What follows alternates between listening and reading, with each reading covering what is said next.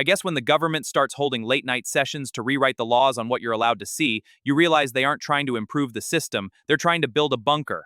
Hey Canada, it's Earl. We need to talk about what's happening at Queen's Park right now. As of April 22, 2026, the Ford government is moving at lightning speed to pass Bill 97. This is an omnibus budget bill. But tucked inside is a legislative cloaking device designed to make the premier and his cabinet completely invisible to the public. You're right to be angry. They've forgotten the most basic rule of a democracy. The citizens have a right to privacy. The government has a duty to be transparent. In Ontario, they are trying to flip that script. While most of Ontario was asleep, the dark side was busy at work.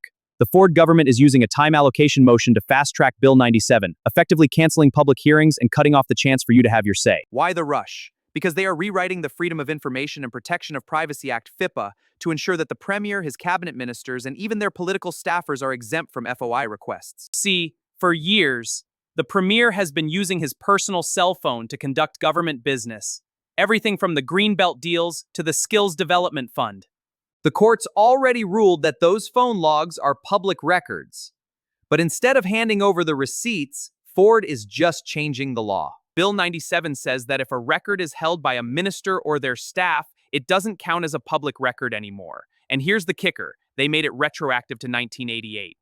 They are literally trying to erase the last 35 years of transparency to hide what happened in November 2022. You hit the nail on the head. This government is acting like they are the private citizens and you are the one under investigation. For you, they want online harms bills and digital identities so they can track your intent. For them, they want total immunity from scrutiny. Information and Privacy Commissioner Patricia Kassim warned that this will make Ontario one of the most secretive jurisdictions in the country. She said it guts public trust. When you can't see who is influencing the premier or where your tax dollars are going, you don't have a government, you have a private club. They seem to have forgotten that minister means servant. You pay the salary, you pay for the phone, and you pay for the mistakes. If they are doing the people's work, they should be using the people's systems. By moving their conversations to private texts and then passing a law to hide them, they are admitting that what they're saying wouldn't survive the light of day.